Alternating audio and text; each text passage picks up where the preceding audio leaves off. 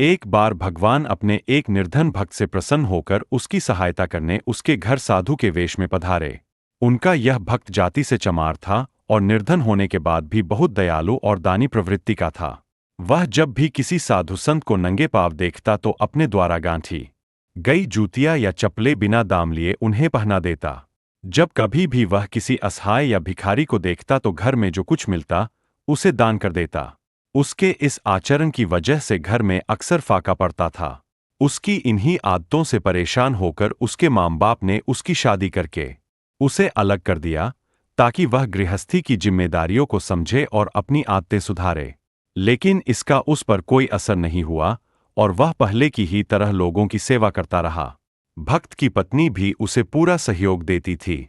ऐसे भक्त से प्रसन्न होकर ही भगवान उसके घर आए थे ताकि वे उसे कुछ देकर उसकी निर्धनता दूर कर दे तथा भक्त और अधिक जरूरतमंदों की सेवा कर सके। भक्त ने द्वार पर साधु को आया देख अपने सामर्थ्य के अनुसार उनका स्वागत सत्कार किया। वापस जाते समय साधु भक्त को पारस पत्थर देते हुए बोले, इसकी सहायता से तुम्हें अथाह धन संपत्ति मिल जाएगी और तुम्हारे सारे कष्ट दूर हो जाएंगे। तुम इसे संभाल कर रखना। इस पर भक्त बोला, फिर तो आप यह पत्थर मुझे न दें। यह मेरे किसी काम का नहीं। वैसे भी मुझे कोई कष्ट नहीं है।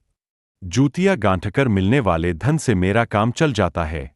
मेरे पास राम नाम की संपत्ति भी है, जिसके खोने का भी डर नहीं। यह सुनकर साधु वेशधारी भगवान लौट गए। इसके बाद भक्त की सहायता करने की कोई कोशिशों में असफल रहने पर भगवान एक दिन उसके सपने में आए और बोले, प्रिय भक्त, हमें पता है कि तुम लोभी नहीं हो, तुम कर्म में विश्वास करते हो। जब तुम अपना कर्म कर रहे हो तो हमें भी अपना कर्म करने दो। इसलिए जो कुछ हम दें उसे सहर्ष स्वीकार करो।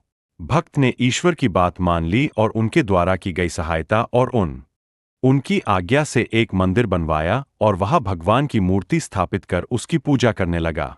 एक चमार द्वारा भगवान की पूजा किया जाना पंडितों को सहन नहीं हुआ। उन्होंने राजा से इसकी शिकायत कर दी। राजा ने भक्त को बुलाकर जब उससे पूछा तो वह बोला, मुझे तो स्वयं भगवान ने ऐसा करने को कहा था। वैसे भी भगवान को भक्ति प्यारी होती है, जाति नहीं। उनकी नजर में कोई छोटा बड़ा नहीं, सब बराबर है। राजा बोला, क्या तुम यह साबित करके दिखा सकते हो? भक्त बोला, क्यों नहीं।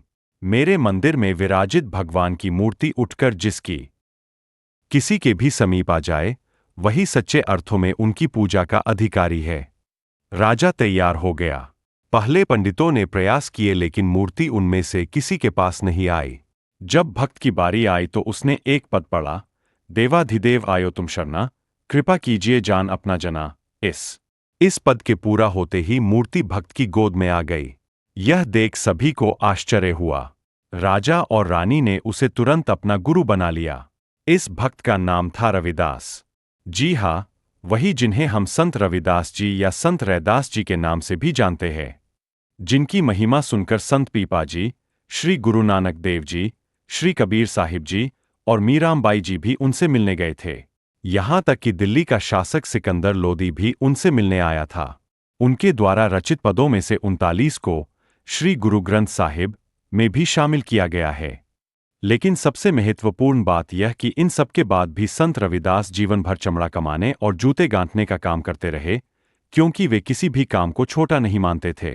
जिस काम से किसी के परिवार का भरण पोषण होता हो, वह छोटा कैसे हो सकता है।